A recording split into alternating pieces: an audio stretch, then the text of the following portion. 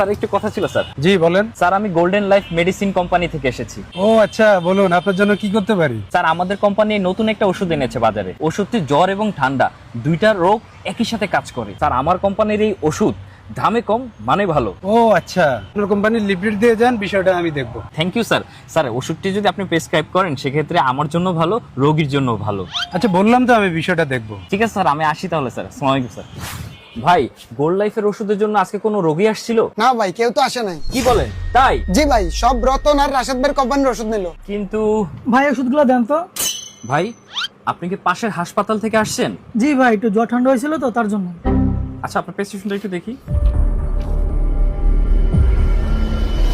ভাই তাই তো, আমার কোম্পানির ওষুধ লেখে নাই। ভাই আপনি মনে হয় ডাক্তারকে খুশি করতে পারেননি।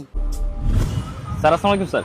ওয়ালাইকুম আসসালাম। স্যার আপনি তো বলছিলেন আমার স্যার। ওষুধটা প্রেসক্রাইব করবেন। আপনার গত মাসের কমিশনটা আপনার অ্যাকাউন্টে ট্রান্সফার করে দেওয়া হয়েছে, আর আপনার বাচ্চাদের স্কুলের বেতন আগামী 6 মাসেরটা আমাদের কোম্পানির থেকে পেমেন্ট করে দেওয়া হয়েছে। আচ্ছা আচ্ছা ঠিক আছে রতন ভাই, পরের বার একটু বাড়াই দিন। তোমার প্রণব সাহেব কি জানি বলতেছিলেন? স্যার আপনি বলছেন। স্যার আপনি শুধু আমাদের কোম্পানির দিকে খেয়াল রাখবেন, আগামী মাস থেকে আরো বাড়ায় দেওয়া হবে। তাহলে স্যার এখন আমি একটু আসি। স্যার আপনি বলছিলেন স্যার। স্যার আমাদের কোম্পানির পক্ষ থেকে আপনার জন্য একটা গাড়ি গিফট করা হয়েছে। এই যে নেন চাবি, আর গাড়িটা পার্কিং এ রাখা। আরে রাশেদ সাহেব, আগের বার যে গাড়িটা দিলেন সেটা একটু তেল বেশি গাড়ি, এটাও কি সেরকম নাকি?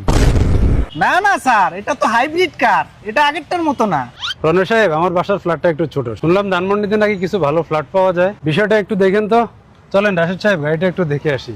গাড়িটা একটু ভালো হইলে আপনার সেল আগের থেকে আরো বাড়াই দেবে। জি স্যার, জি স্যার।